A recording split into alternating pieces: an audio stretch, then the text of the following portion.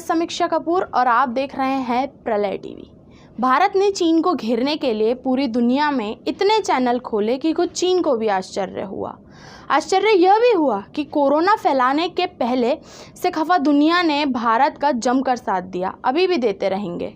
कूटनीति और राजनयन में माहिर हो चुके भारत ने बेशक एक कदम ही सही, पर चीन को वह कदम पीछे खींचने पर मजबूर कर दिया। चीन से ट्रंप की बेशुमार नाराज़गी भारत के बड़े काम आई। ट्रंप से बार बार दोस्ती बढ़ाने की क्या ज़रूरत थी? पूछने वालों को शायद यह बात अब अच्छी तरह से समझ आ गई होगी। दुनिया भर को नए भारत का नया परिचय कराने की क्या ज़रूरत थी? यह बात भी सभी को समझ आ गई होगी। चीन से बेशक हज़ार मसले हों, लेकिन उसे डोकलाम से भी पीछे हटना पड़ा और गलवान से भी।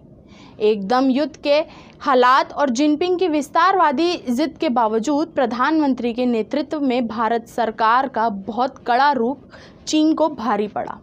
रही सही कसर मोदी ने बॉर्डर पर जाकर और अमेरिका ने हिंद महासागर में घेराबंदी करके पूरी कर दी। बाकी काम बाजार से चीन को समग्र रूप से आउट करने की सख्त नीति ने पूरा कर दिया। चीन को समझ आ गया है कि आज का भारत 1962 वाला गोलगप्पा नहीं, यह आग उगलता है अंगारे।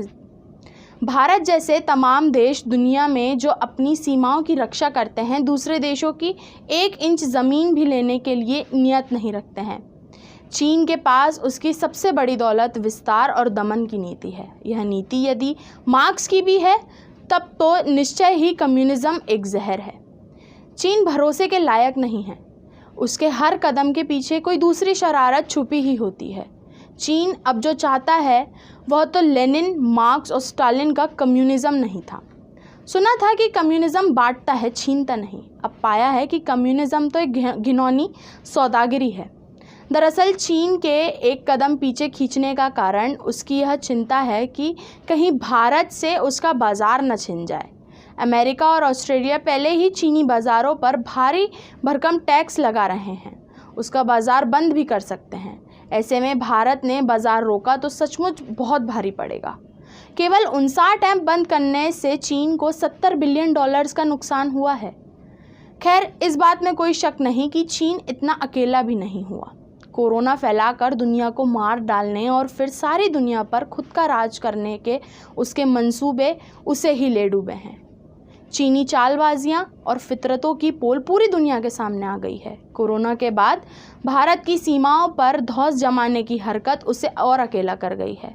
थोड़ा पीछे हटकर वह भूल सुधार कर रहा है अथवा नई चालबाजी दिखा रहा है। इसका खुलासा कुछ दिनों में ही हो जाएगा। भारत अब अंधेरे में नहीं है।